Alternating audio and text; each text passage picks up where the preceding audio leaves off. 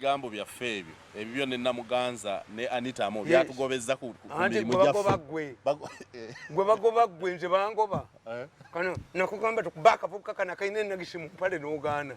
Me, I don't respect UCC. UCC is not for professional. Where do these people work? Tell me. We must have, in fact you have raised a very good question. What should professionals do? We don't have professionals in the media, we have mercenaries. We don't have lawyers, the Law Society, mercenaries. We have quacker doctors, who masquerade as doctors. You find a doctor, Nichifukamira. When you talk to the president as medical doctors, what would be your concerns?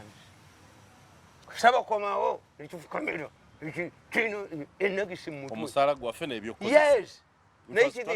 Kubanga bakikolesa mu Museveni bonna omwogerako nti akomewo ajja kufoge.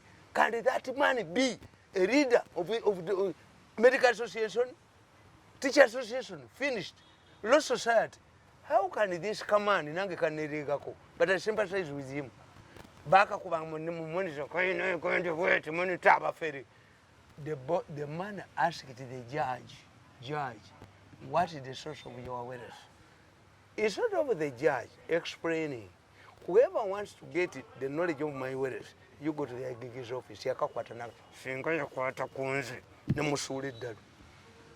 Era ndabye aka-observer. Which could have cannot do this. Yes, I know. The limitations of which could have. But where it is effective, I know. Which could have, I know. I'm not young. And many people claim which could have don't have it. Kakati kankubuulize. Nekutanga Malema Bindi yali asusse, yali abuuza buli kimu. Anti kankuwe ngani amukozesa. Gundi yajjawo omukazi. No, bano kye batamanyi nti oyo Gundi deputy speaker yali ku board ya Makerere University. Kati babuuliza education bamukwatiramu. Baagala okuliyetinga abanyampi. Preemptive twamugobye. Temuddamu kwogera. I've read it in Observer. Baagala kutufuga, baagala okufuga bakabale nedda baawedde. All reports are there concerning the speaker and deputy speaker and their area. What I'm telling you, I would tell the speaker and deputy speaker is that don't silence people. You say you had a past. Babuza Gundi ne bambuza. Obama, did you smoke the weed? Yes, I did. But after finding its problems, I abandoned the practice. Kiriza, you had a past. Nti speaker. Waliko mu banka nofumbira omusajja ne mwawukana. Reveal it. In fact, akataba kayitani concubine ti wakiri yasooka nga yesekerera yekka. Kati nga by'omuvuma bye wali muvumye tebiriiyo. Naffe Abaganda bwe tukola. Omwana agenda okufumbira omuwala tumuvuma tumuyitira abavumi.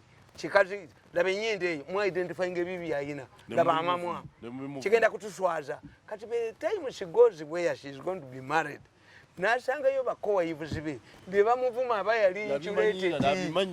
In fact, it would be in Gundi on interest of the deputy speaker to reveal his connection in the Ministry of Education. Yali badde yakyogera dda tibwendali ku board twatunda ettaka lya Kabanyolo. Siku silencing abantu. So Mirundi, as a professional, yes, was my act of apologizing a good act? I don't apologize. But you did what you did. You killed the professional body. Niju had a component of the media council. Museveni asked us, because at that time we had the editors' agility.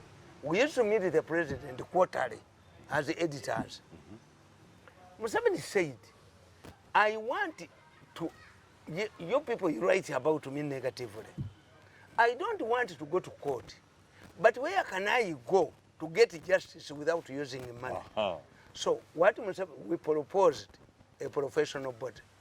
And the component of the professional body was the media council, where a person can go and get justice based on professionalism, but the media council... They would have taken us to the media council. Yes.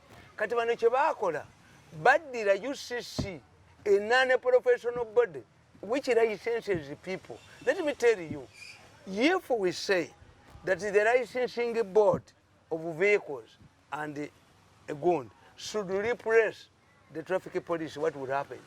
This is the mistake we did in journalism. We got a motor vehicle licensing body. Yes. To replace traffic police. To monitor policemen. The policemen are not judged by the licensing body code. These are drivers. True. The licensing board looks at the condition of the, the vehicle and its roadworthiness. By the time, because we would be suing the licensing board, why did you give this man a license to operate on road? So, the media, we must handle these idiots in two ways. One, the Broadcasters Association. When I get a license to operate a radio station. Which one are you talking? The one led by King Kalisa? Yeah, that one is a sellout. Kalisa is a sellout. And that's what they do. Me, I cannot deal with Kalisa. Kalisa is a sellout. Kalisa believes, and this is a very big mistake, the Kalisas, these Balamus, they are primitive. They use primitive methods like the ordinary market vendor. These people believe primitively. If you switch off Muyanga TV program, they will watch yours. No, don't you think the National Association of Broadcasters could play the role that you are supposed to play? Tebagala oberewo. Bali primitive bakalisa bali primitive. Bwabanga akanya kujja konkolero ave kuti. Naja kwe wamu. Nakulya wamu. Gwa percentage okulya. Obadde nzi percent meka. So the problem is that primitivity. Nti omusajja alowooza, let us assume, nze nasoma mass communication, if it is Idi Aduha, and all of the, let us see, nti non-Muslims have to slaughter animals. But if the non-Muslims hide their animals that would be slaughtered, that the Islamic faith allows to be slaughtered, are you saying that the Muslims will slaughter a pig? No. There must be a provision that if you were in a kafiri situation, that's why the Muslims say, we kusala according to what. But in their country say, in a country where you produce pigs that are not slaughtered, what happens? Zinabanga bakujja bangenga bazewaka. Bakwatanga katambala ne basimula ku sowani basoma bisimira. Why? Bali bamanyi nti omusajja ono Mirundi omukafiri ali embizi. Naye ate nga mama wange religion yaabwe y'abannyina yali esowani z'abakojja n'abaani abasiraamu yaziterekanga mu different place. But these Muslims bajjanga bakojja abafu bisimira nali nkimanyi. Waliwo omusajja ku kyalo bamuyita Saddiiki. Kojja bwe yajjanga ku kyalo nga tutwala enkoko ewa Saddiiki agisale. Mirundi nga tasobola kuwa abakoddomi be na baganda be nkaafu. Kakati what are we having? We have the Uganda Broadcasters Association that believes that if Muyanga is not allowed to operate, then everybody will come on our program. Then what's the purpose? TV never was called an radio, Ziberaka Kachusa. Mamujeko, we were so cookenduru, Mamajaka, Sebia, Samajaka, Badapuma, Mbunza was Sibera, Bajakubada, Bamutia. We have alternatives. No kanu kuddayo kali satali ndaba kono ne mulumberu wange tali nyama kubanga yali billions zange 10 baliwo no semenye ingundi UCC. I don't know UCC. Is UCC composed of professionals? So can you help us apologize to the speaker and the deputy speaker? Me to apologize. Those who spoke in favor of Namuganza belittled the parliament. Let me tell you. Because Namuganza jabba kuba. Ira jabba kuba yaba mazedi. Bamu mazeki. I've told you the parliament is reacting, responding, is a fire extinguisher that cannot fight a fire. Most of these people had a past. Until the deputy speaker who was shouting also for himself. We apologizing, which my son is a legal officer in the parliament.